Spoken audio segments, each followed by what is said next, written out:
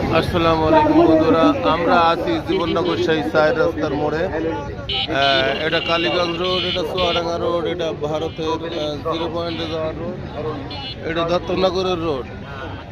এই মুহূর্তে আমরা দেখছি যে বিজেপি সদস্যরা মাঠে অবস্থান করবে বলে এখানে আছেন এবং রাস্তায় ডিউটি করতেছেন।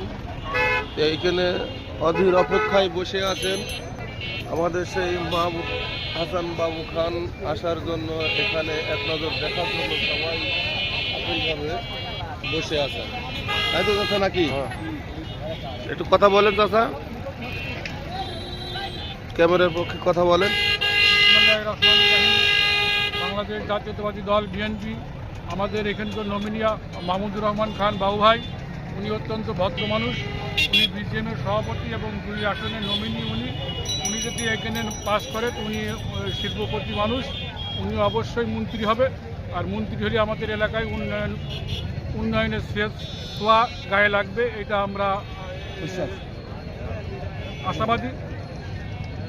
এবং এখানে একটা পোর্ট, বাংলাদেশের সাথে ভারতের যে একটা বন্দর হওয়ার কথা রয়েছে, যদি মাহমুদ হাসান খান বাবু ভাই এমপি হয়, যে পোর্টটাও ইনশাল্লাহ হয়ে যাবে, এই আশা ব্যক্ত রেখে আমি আমার সংক্ষিপ্ত বক্তব্য শেষ করি। ধন্যবাদ আমাদের মাহমুদ হাসানকে। যাই হোক, আমরা অধীর অপেক্ষায় আছি আমাদের সেই মাহমুদ হাসান বাবু খানকে এক নজর দেখার জন্য।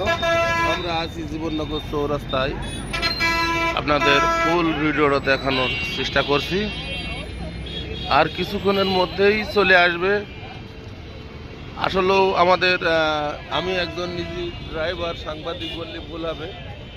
যাই হোক, আমি যতটুকু তিনি এই পক্ষে যদি ক্ষমতায় আসে আমাদের সবার জীবননগর উন্নয়ন হবে। ধন্যবাদ।